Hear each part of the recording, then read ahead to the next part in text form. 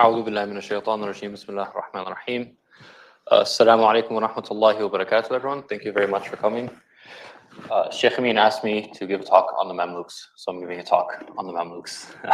This is one of the lesser known sultanates in Muslim history. It's very often overlooked. They ruled for about 250 years, around that.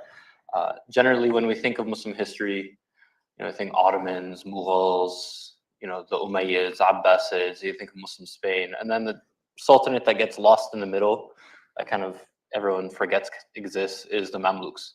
Although they span a very important point in Muslim history, I view them kind of as being a bridge or a linchpin between the classical era of Muslim civilization, exemplified by the Umayyads and Abbasids, and the early modern era of Muslim civilization, exemplified by the Ottomans and the Mughals, and to a lesser extent the Safavids, the Uzbeks, etc. So as such, I think that they are a particularly important and pertinent dynasty to at least get a little bit of an understanding. I don't want anyone thinking that in the next 40 minutes or so you're going to become experts on Mamluk history and you should go and write books on it and things like that. Although I do think more people should be writing books on Mamluk history. Like I said, they are kind of ignored. But I think that it's especially important to understand a little bit of who the Mamluks were and how they ruled, especially considering the fact that they ruled in a time of massive political, intellectual, social change in Muslim history. Muslim history is cyclical, right? If you read Ibn Khaldun, I think most people probably are familiar with his Muqaddimah. One of the main ideas that he talks about in his Muqaddimah is the cyclical nature of rulership in general, not just Muslim rulership, right? Dynasties rise and then they fall. It's connected to the idea of asabiya, or group feeling, kind of this connective tissue, if you will, of a Muslim society. And the Mamluks come to power at a point when Muslim society is dealing with the Mongol invasions, right? It's a time where the very notion of political legitimacy and the very notion of what a Muslim society looks like is in flux. Very similar, I would argue, to the modern era for the past 150 years, where not only is it a time period where Muslim civilization is not nearly as powerful as it was previously, but it's also a time when the idea of political legitimacy itself changes. Right, the idea of what makes somebody a legitimate ruler has shifted in the past 200 years. You could not say anymore that I'm a ruler based on the fact that my family have always been rulers in the past, right? You have to couch it some way in the idea of popular sovereignty, right? Even if you're a total dictator, like North Korea is called the Democratic People's Republic of North Korea, right? They're not democratic, they're not really a republic, but you have to use that terminology because that's the way that the modern world works. Right? That's something that has been in flux for the past 100 years or so.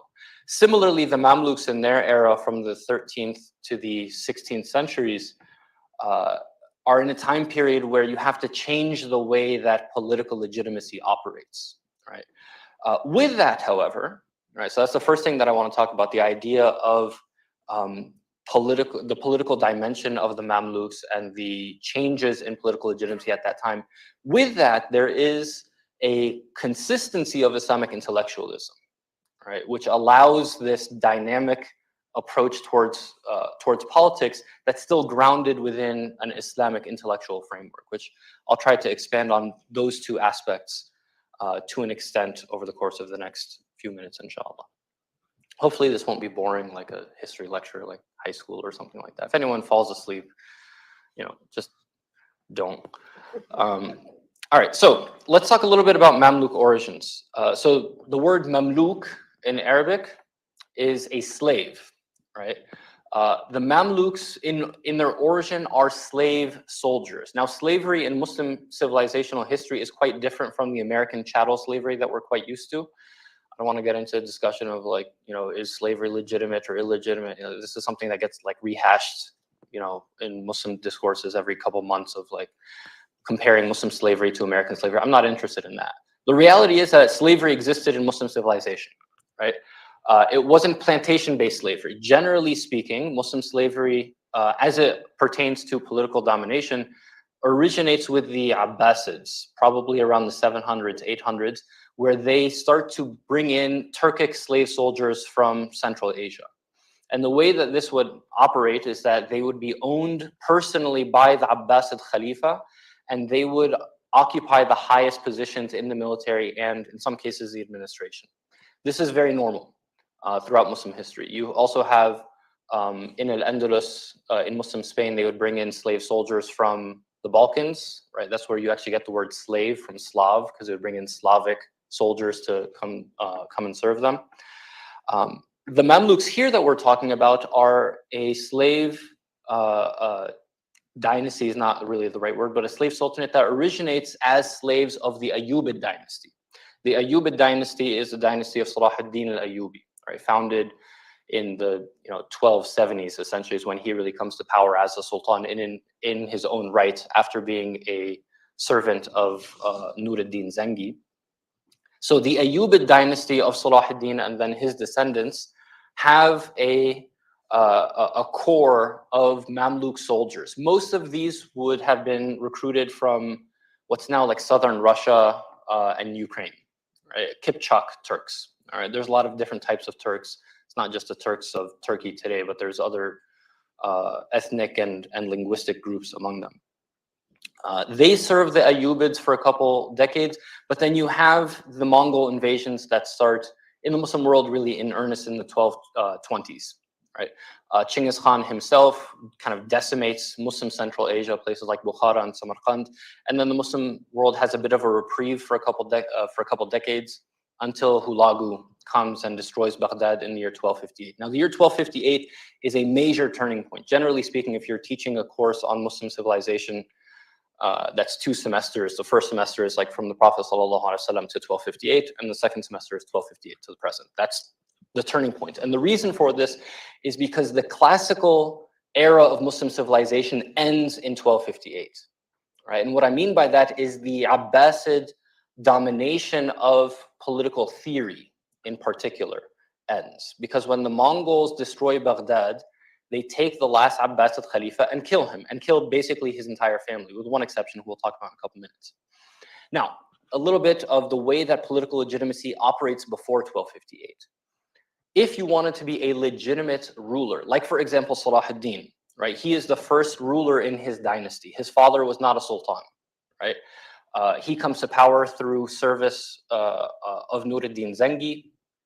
Zengi dies, and Salah ad-Din, due to his ability to kind of rouse the army together, as well as his just personal charisma and popularity, kind of inherits that throne.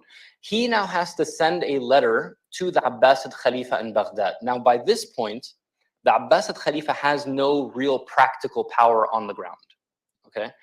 He is a figurehead, right?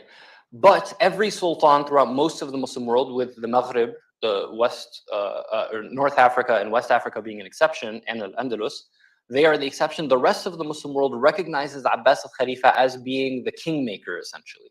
You are not truly a ruler in your own right unless if he gives you legitimacy. So you send a letter to him and you say, I have power, I rule over, for Salah ad-Din, it was Egypt and Syria. If it's somebody ruling in the Delhi Sultanate, they'd say, I rule over northern India or whatever.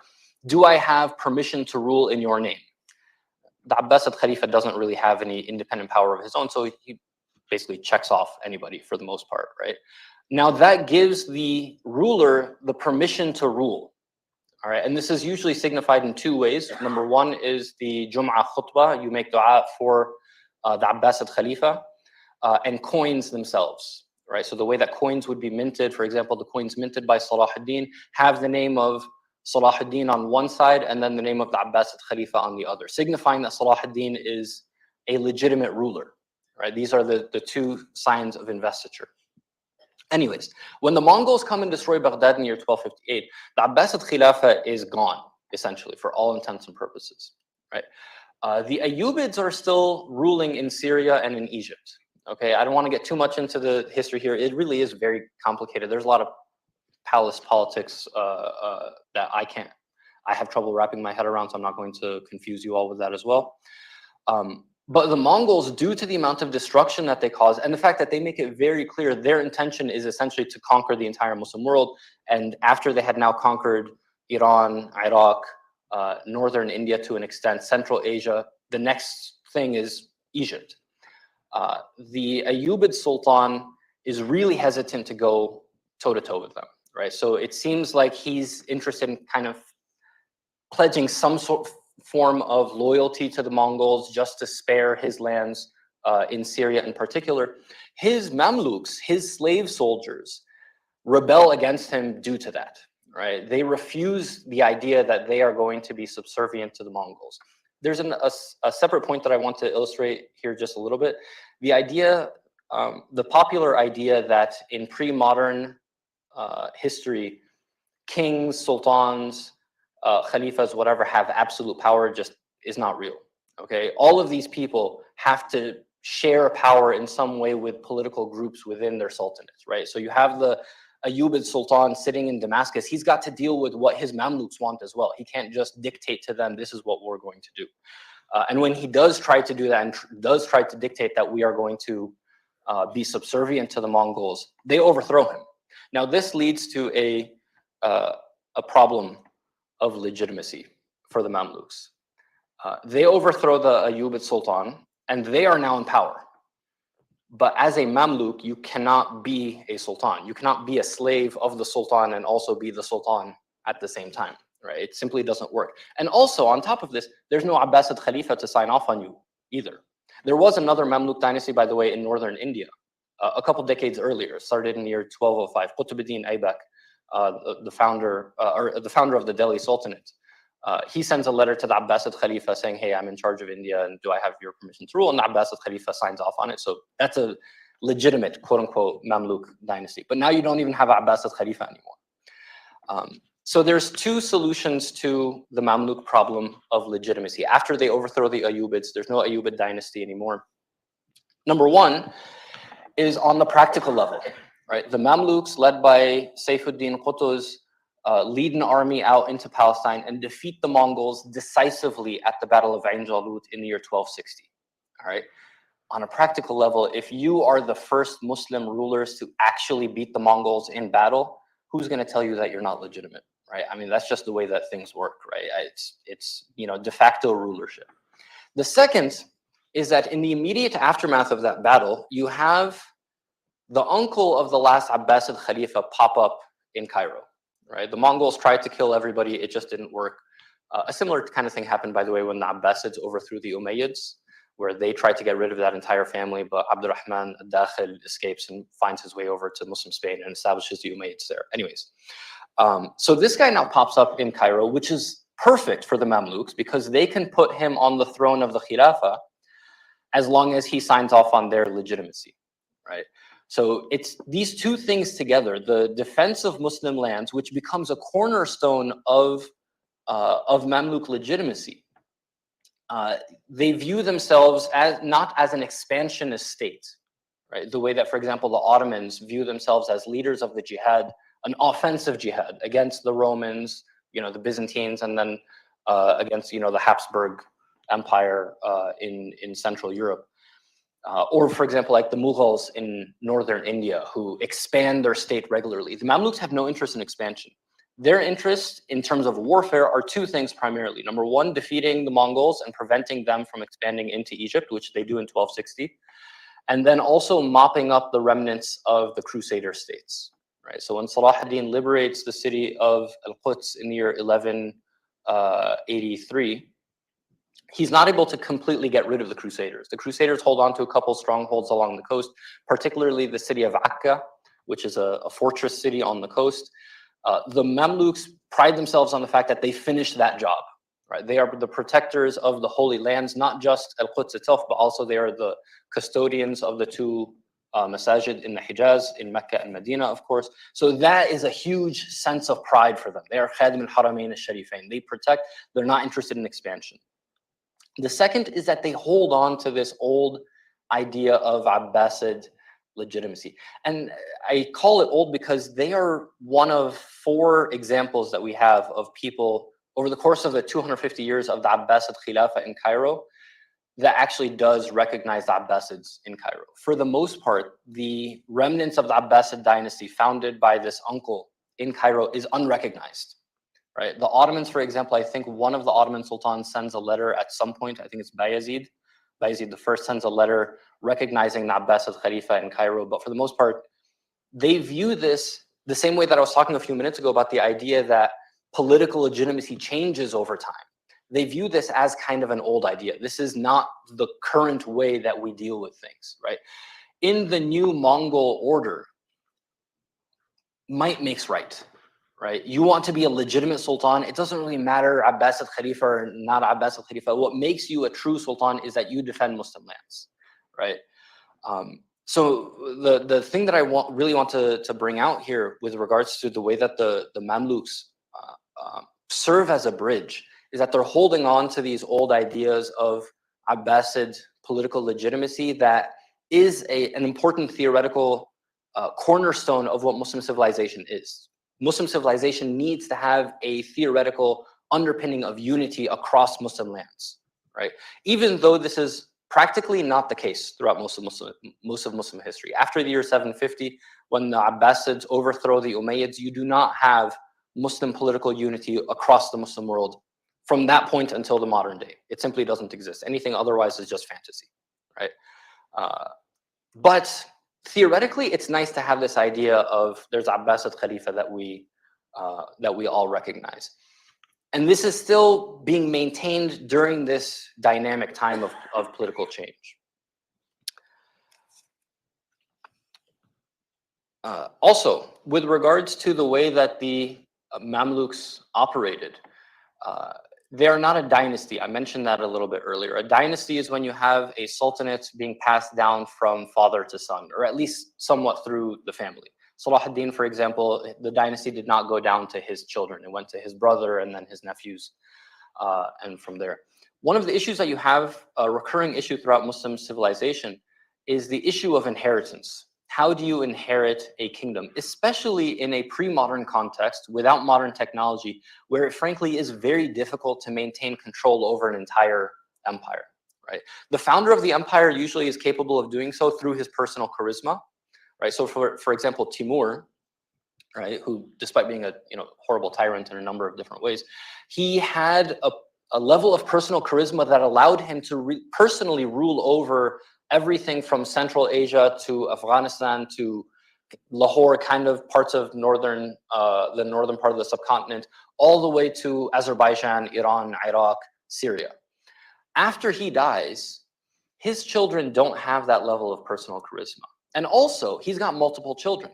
So all of them, theoretically, we don't believe in the idea of primogeniture, right? The idea that a king's oldest son is the one who inherits the throne and everyone else is out of luck. Theoretically, anyone can inherit the throne. So you constantly have these conflicts. Usually, generally, a dynasty rises and they become powerful, and then the king dies, the founder of the dynasty dies, and then it's kind of split between different factions.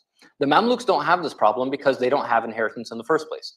When a Mamluk sultan would die, they would go to the remainder of the Mamluk corps. You still have this military that's made up of these slave soldiers, and they would select another sultan to replace him.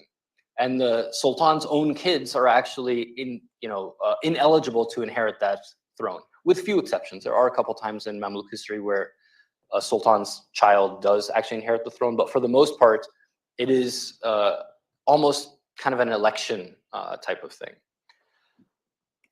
Now, as I said, the politically dynamic situation of the Mamluk Sultanate is interesting, but the backbone of the Sultanate itself is the intellectual preservation. Right? Take a look at this list of scholars here, and this is a very incomplete list of people who lived in Mamluk lands during the Mamluk Sultanate, right? Imam al-Nawawi, I don't know if we can really consider him to be a Mamluk Sultan, considering the Mamluks come to power in 1260, he dies in 1277, so he kind of straddles before and after. But Imam Nawawi, Ibn Taymiyyah, As-Subki, Ibn Kathir, Ibn Khaldun, Al-Maqrizi, Ibn Hajar al-Asqalani, Jalal ad-Din al-Suyuti, I mean, these are massive names in Muslim history, right? Sheikh Amin mentioned a few minutes ago that this can be seen as a golden era of Muslim civilization, right? Politically, maybe not. You still have a lot of problems with the Mongols who are slowly kind of converting to Islam. If you ask Ibn Taymiyyah, not really. He didn't really consider that conversion to be legitimate due to a number of political issues there. But in terms of preservation of ilm, considering the fact that the Eastern Muslim lands had been decimated by the Mongols, right? Old centers of learning, Bukhara, Samarkand, Baghdad, Isfahan are gone, essentially. Some cities literally are erased off the face of the earth and never really come back. Balkh, for example, the city where Jalaluddin Rumi is born, it still exists today, but it is nothing like what it was before the Mongols showed up, right? So the center of knowledge shifts from the eastern lands towards Cairo, the city of Cairo itself. One thing that's really important to note here, if you're familiar with Muslim intellectual history, most of the scholars here are Shafi'i, right?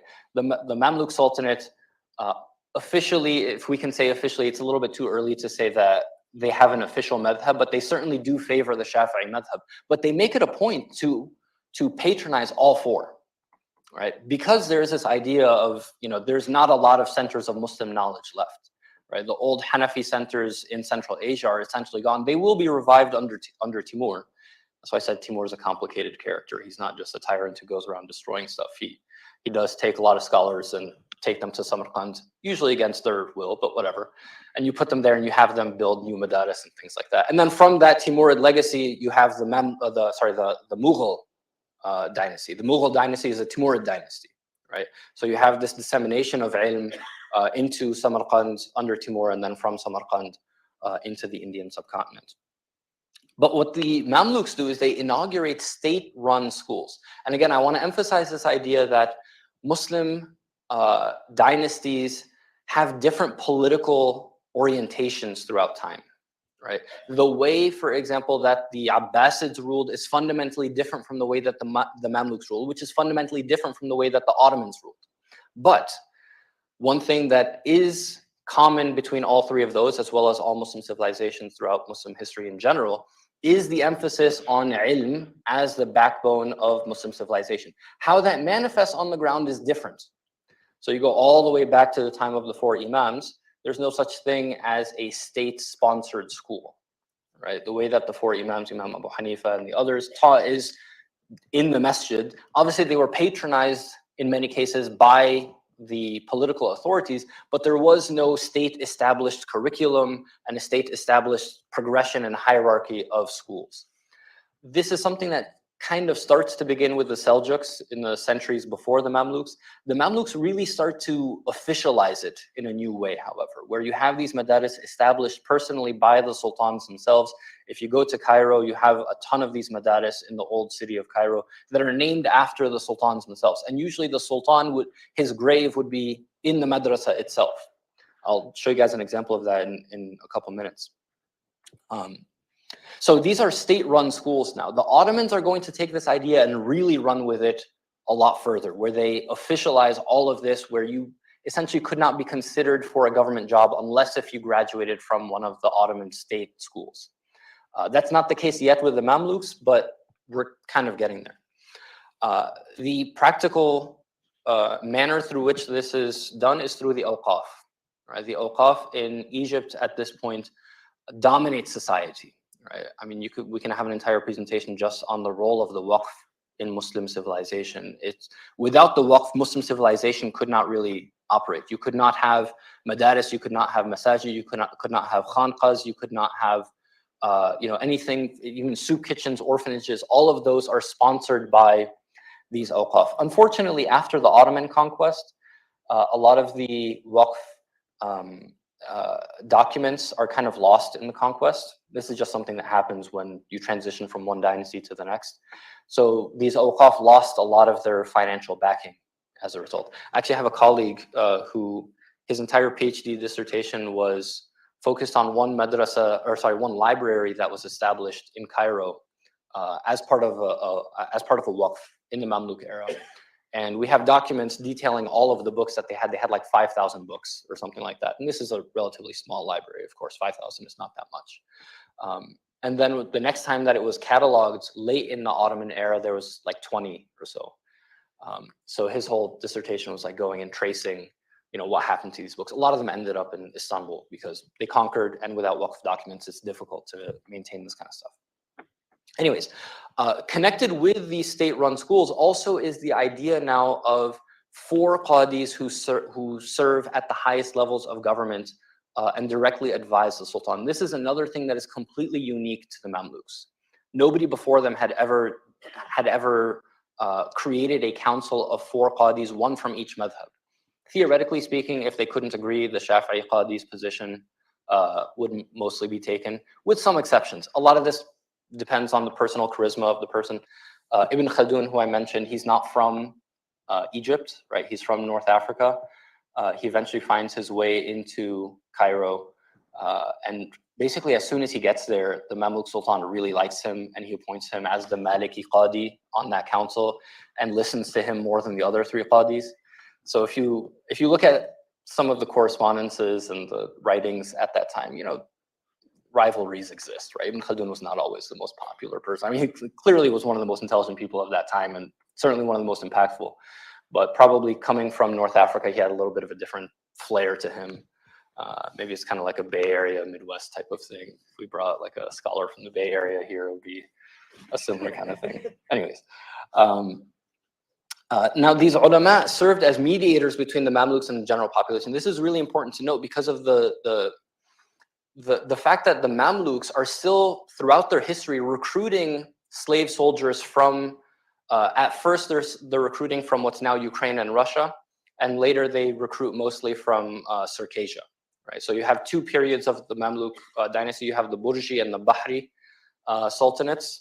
Burji being the Mamluks who are trained in the citadel, the Burj in Cairo, and the Bahri are the ones who are trained on an island in the Nile, right? So, naval kind of importance there. So because of the fact that these Mamluks, in many cases, they don't, they would be brought in and they would be taught Arabic, but they don't know the culture of Egypt, right? They don't really know how to interact with the Egyptians. So the ulama kind of serve as the mediators between the two. And to give you guys an example, I came across a really interesting example of one Mamluk in particular who dies in the year 1448. His name is Ibn Taghribirmish, not to be confused with Ibn Taghribirdi. Ibn Taghribirdi was a famous historian who actually, Ibn Taghribirmish, his story is recorded by Ibn Taghribirdi. A lot of Turkic names that you find, obviously, because these guys are coming from Turkic lands. So he was a Mamluk soldier, probably from Anatolia.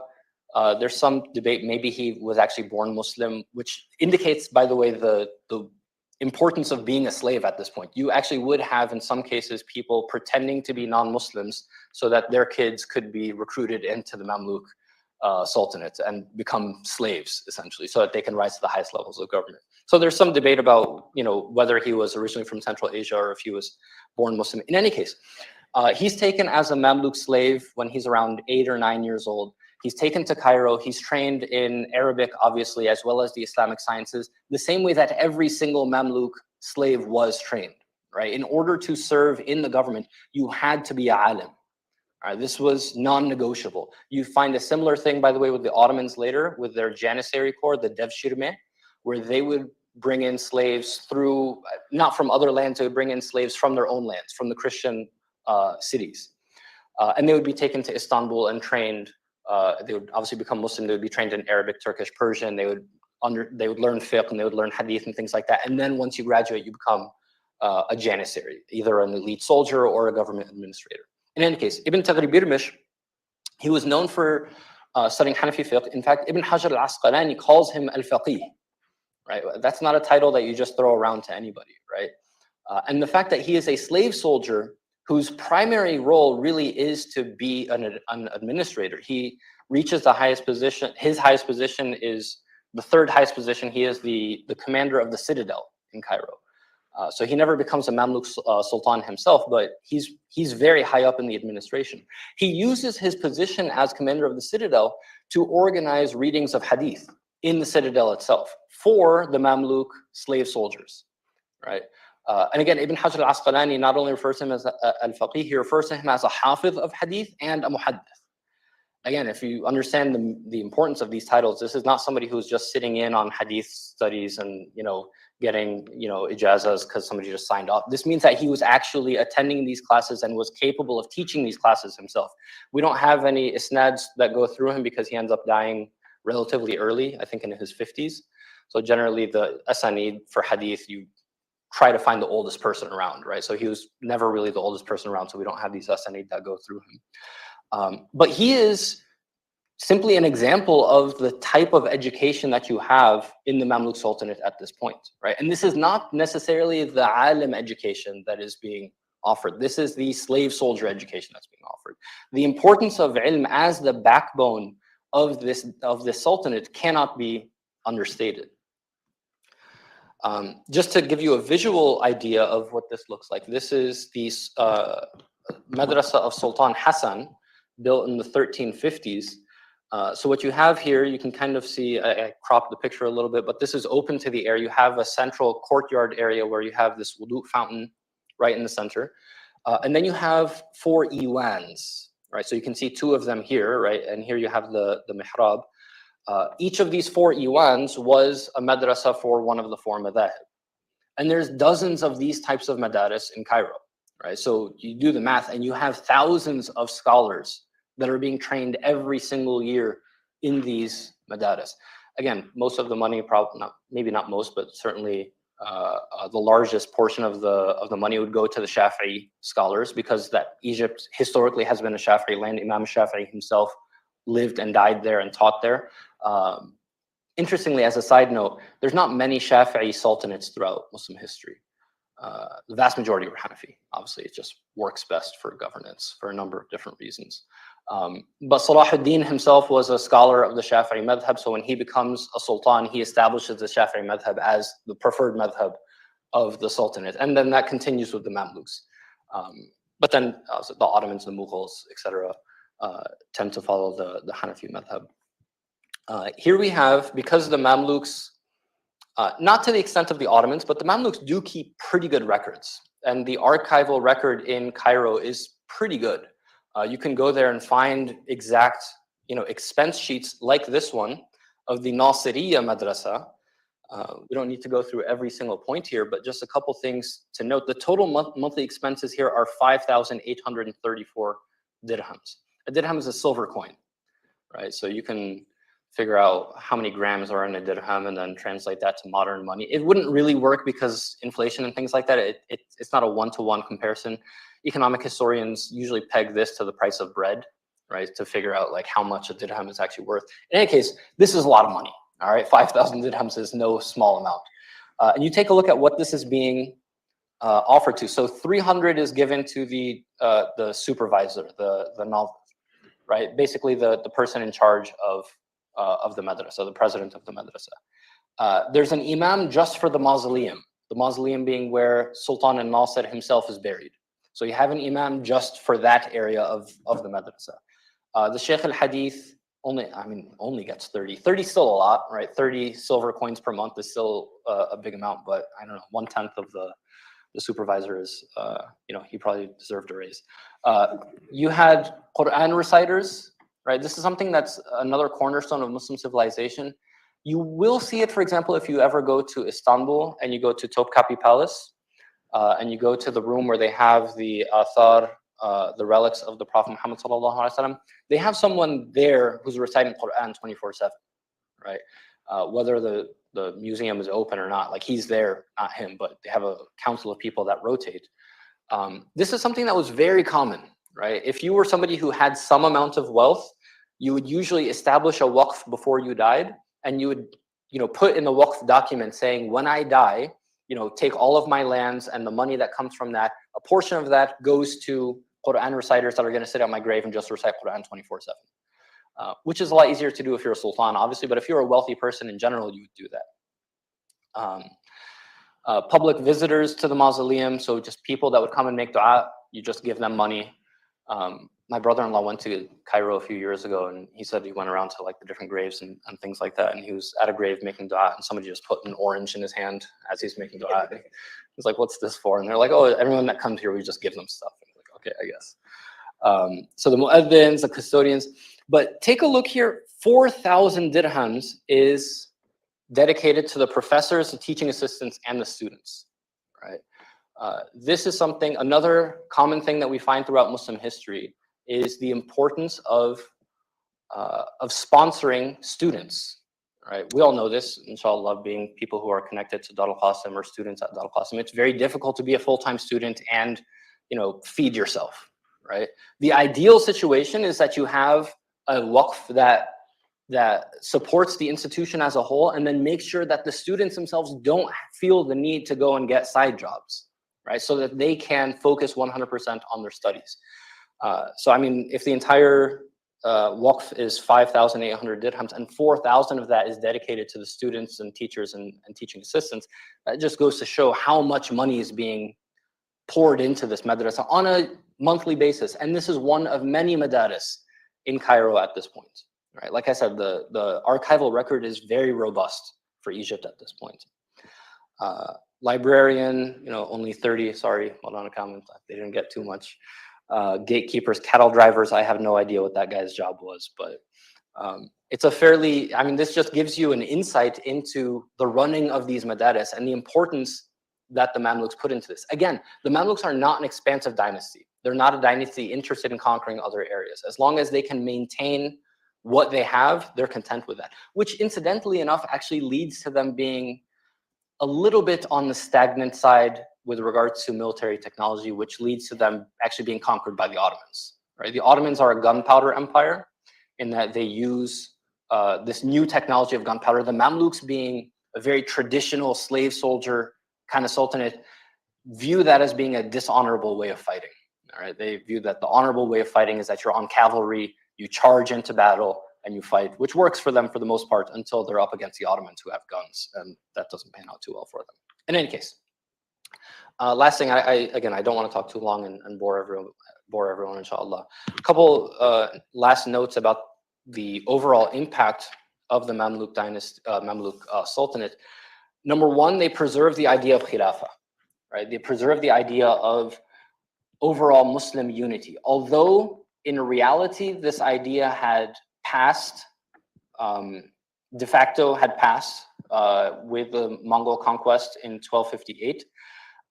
But this now provides the intellectual backbone for groups like the Ottomans and the Mughals to experiment with new ideas of khilafah. Again, the point that I'm trying to make here is that Muslim dynasties and Muslim political legitimacy necessarily changes over time. If you pick up, for example, Al-Ahkam al-Sultaniyya by Al-Mawardi, right? He's a Shafi'i scholar that lived in the Abbasid Khilafah in the 900s, so around the 300s after Hijrah. He has very detailed rules about how you select a Khalifa and the different roles of different people in the Diwan, and you have to have a wazir of this, and you have to have a wazir of that, and you have the barid, and you have the shurta, and you have all of these different bureaucratic jobs within government. A couple of hundred years after Al-Mawardi, those ideas are entirely obsolete. They just don't work in a changing world, right? But the intellectual framework of Islam as a civilization is still there. So you can trace the way that the Abbasids operate as a quote-unquote Islamic dynasty. It is Islamic in its framework, in the same way that the Ottomans are Islamic in their framework, in the same way that the Mughals are Islamic in their framework. How did they rule? What kind of title does the Sultan have? What kind of roles does he have? What are the different political groups within the palace? All of that changes over time. But the framework itself is fundamentally similar. If I can make an analogy that isn't 100% perfect, but I think it might illustrate this idea a little bit. Western civilization today, the framework is liberalism, right? This idea that is founded with the Enlightenment, people like John Locke, Thomas Hobbes, etc. The practical application of this on the ground changes from one state to another, right? So America is a democratic republic. We are liberal, and the way that we operate is that we have a president and we have Congress, Supreme Court, etc. The United Kingdom is liberal, but they're a constitutional monarchy, right? So the usul, the framework, the foundation is the same, but the way that it manifests on the ground is different, right? Some things work better for certain times than others, right? And that's exactly the same kind of thing with Muslim civilization. Is that you have these Muslim empires that all have the same intellectual framework of Islam as a social, political, intellectual reality that manifests in different ways in different times. The second important thing here is the Mamluks being a center of ilm. As I said, scholarship shifts to Cairo, and then Cairo becomes the hub for scholarship that disseminates to other parts of the Muslim world. If you look at early Ottoman biographies, if you read, for example, Tash Kupruzadeh, his الشقائق النعمانية في علماء الدولة العثمانية, the first, I want to say 150 years, almost every single scholar that he lists in there, he mentions, yeah, they went to Syria, they went to Cairo to study with the ulama there, and then they came back to Bursa or Edirne or Istanbul, because the Ottomans did not have that ilmi, ilmi infrastructure yet, right? So the greatest Ottoman scholars, people like Dawud al-Qaisari, people like Mullah Finari, who ends up becoming the first Grand Mufti of the Ottoman state, all of them study in Cairo, right? And then Cairo gives that, and also Cairo gives that intellectual heritage to Central Asia as well. And from there it disseminates into the Indian subcontinent. This is not to say that there is no ilm anywhere else, obviously, but the importance of Cairo at this point cannot be understated. And the way that this is maintained, again, going back to the list of scholars that we have here, this is all a product of the sultans themselves, the Mamluks themselves, recognizing the importance of the madaris, recognizing the importance of the madrasa as the infrastructure that is necessary for any state to actually operate. And lastly, something that the Mamluks, again, are kind of a transitory phase between the classical and the post-classical era. There's a deepening relationship between the ulama and the state, which is going to really reach its peak with the Ottomans, where the Ottomans take the Mamluk idea of these four qadis advising the sultan, and they officialize it into a grand mufti position, right? This is something that you don't find in other parts of the Muslim world. The Ottomans are really unique in that they have a qadi for every city as well as a mufti, right? And they have different roles. Whereas in other parts, for example, in the Indian subcontinent, a mufti is not an official government position. A qadi is, of course, always has been. But the mufti having an official role with the state and being trained by the state through the state-sponsored schools is something that begins with the Mamluks and then is taken to its conclusion with the Ottomans and other dynasties. Anyways, again, I don't want it to take too long. Just wanted to mention a few brief notes here.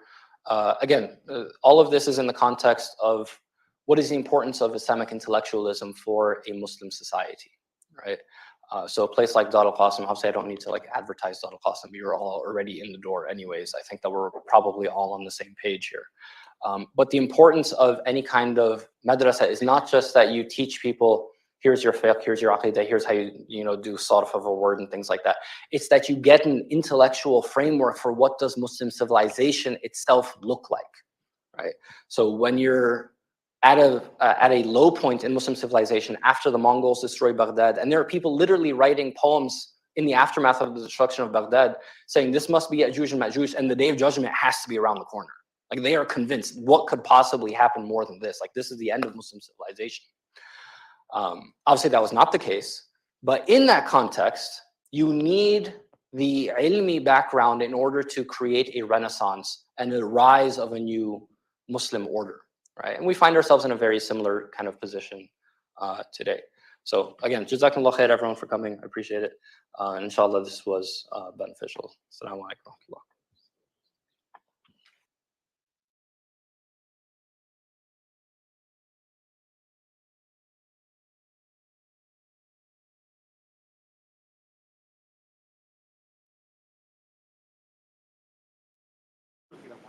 Yes. Do you recommend any secondary sources?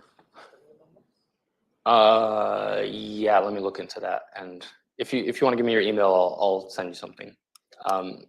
Unfortunately, like I said, the Mamluks are very understudied. Interestingly, they're very popular amongst Japanese academics for some reason. There's a lot of scholarship in Japanese about the Mamluks. I think there's some kind of Mamluk samurai connection there that like seriously that it's a similar kind of ideology of like the state is on the backs of militarism and things like that.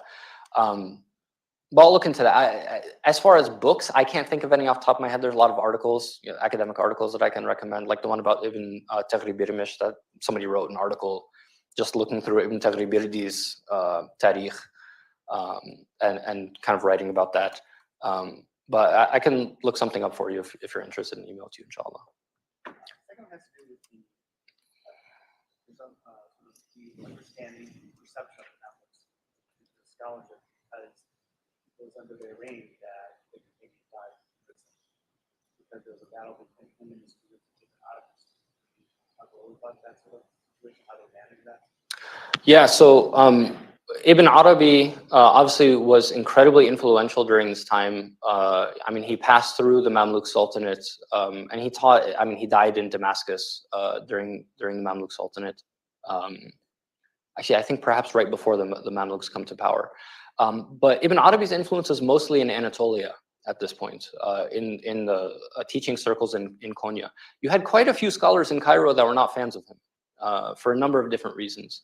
Obviously, Ibn Arabi's own circle of students, they insisted that this, the criticism of him was based on misinterpretations of his teaching.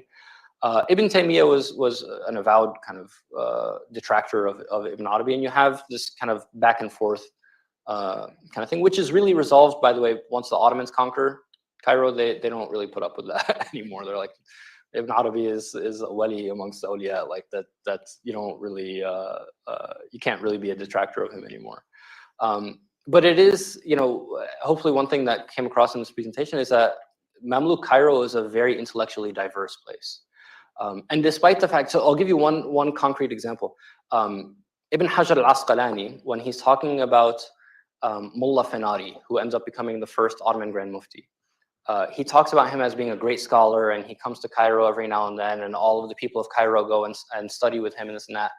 And but his only problem is that he teaches some of Ibn Arabi's books, right? But he's still willing to recognize him as a great scholar, and he just disagrees with him on this particular issue. So you have this intellectual diversity in Cairo, as well as the entire history of Muslim civilization, but especially in this time when you have all form of that have being taught, all the different intellectual strains kind of converging in Mamluk lands, which leads to weird situations like Ibn Taymiyyah, who really does not like a lot of the other ideas that are being offered at that point, and it gets him in trouble, frankly, because he was very mutassib on his positions. So the Mars program was inspired by the Mamluks? I'll have to ask Sheikh Amin that question, not me. I mean, he mentioned it in the last week. He talked about this, but yeah, I'm not going to speak for Sheikh Amin. Yes. For the Madaris, if it's like a finite amount of money, how does it exist? That's a good question. So awqaf are not a finite amount of money. Generally speaking, the way that a waqf is established is if you own land, right? And that land produces every year, right?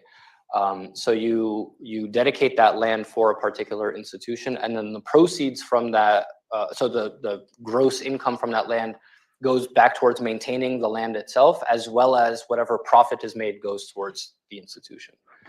It's not just that when you die, you have $10,000 and you put it. I mean, theoretically, you could do, that's how modern endowments are, but that's interest-based, and there's fiqhi issues there, of course.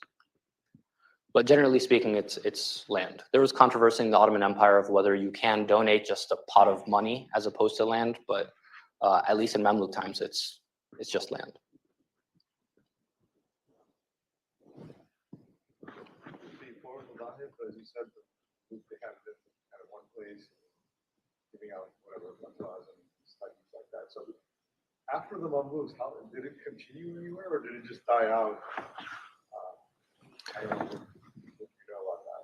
Yeah, so there's a big difference between what happens in the Ottoman Turkic lands versus the Ottoman Arab lands. So the Ottomans, when they conquer the Mamluk Sultanate in 1516, 1517, they have a pretty ambivalent policy towards the Arab lands in that they don't establish Ottoman madaris in places like Cairo and Damascus. There obviously already are things like Al-Azhar, things like the Zengid madaris in Damascus, which are still producing ulama, obviously till the modern day.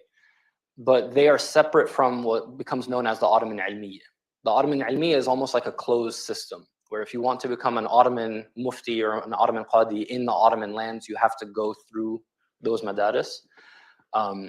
But you do have, great scholars that are produced in Egypt and Cairo, Khairuddin al-Ramli, Abdul Ghani al-Nabulsi, Ramli being trained in Cairo, Nabulsi in Damascus, who are outside of that that closed system. So yeah, I mean, they conquered lands. You look at maps of the Ottoman Empire from the 1600s, 1700s, the Arab lands are part of it, but in terms of how much does that actually affect the day-to-day life in the Arab lands, it's very minimal. They have a very hands-off policy, generally speaking. There was one account where a lot of the ulama of Damascus are kind of annoyed that they're not getting government jobs. So they go to Istanbul to protest, and they go to the office of the Grand Mufti, and they protest outside of his house. And he comes and he listens to their complaints. They're saying, you know, you're only preferring the Turkish scholars who study in Istanbul, and you don't take any of the scholars who study in Damascus. He says, all right, I'll think about your complaints and come back tomorrow. He comes back the next day. He says, you know, you Arabs, you had your day. He's like, you guys were great for the first couple hundred years of Muslim civilization. You guys were on top of everything. We'll take it from here. Basically, a nice way of telling them, like, go back to Damascus. You're not getting the jobs that you asked for. It is what it is. Any other questions? I heard that the Mamluk period is really when the form of that was codified because they were institutionalized in this way. How true would you say that is? Did that happen earlier? Like, Yeah. Other potential methods that might have existed in this kind of dynamic period? That's a really good question. I would say that Mamluk intellectualism at this point is characterized by encyclopedism. So I probably shouldn't have taken my slides down that early, but when you look at the major figures of Mamluk scholarship, you have people that are writing monumental texts, right? Like Ibn Kathir, Al-Bidayah wa Nihaya, like all of history, right? You have a lot of kind of encyclopedias of ulum. You have, for example, the Mu'tamad of the Shafi'i madhab is Imam Nawawi, right, who lives during this time period. I wouldn't say codified in the sense of usul. Certainly the usul are codified well earlier, but in terms of what's kind of like the final word, if there can be such thing for fiqh, those types of books are written during this time period. Even like Hidayah, for example, is written during this time period, although it's not written in Mamluk lands. Obviously, it's written in Central Asia. I'm referring more to the fact that these four madhabs kind of are prevalent throughout the Muslim world, as opposed to other potential madhabs. I see. No, that's before this. For example, you have Al-Maqdisi in, I want to say, the 900s. He writes a travelogue, and when he's talking about the madhahib, he says the madhahib are the Hanafis, the Malikis, and the Shafi'is. He doesn't include the Hanbalis as a madhab of fiqh yet. They're considered like a madhab of, he mentions them, but as a madhab of hadith and of aqidah. But yeah, the dying out of the other madhahib, like of Al-Awza'i, Sufyan al-Thawri, and things like that, as well earlier. Anything else? Okay, Jazakumullah khair. I think we'll have Dhuhr now, inshallah. Thank you very much. Barakallahu feekum. Assalamu alaikum.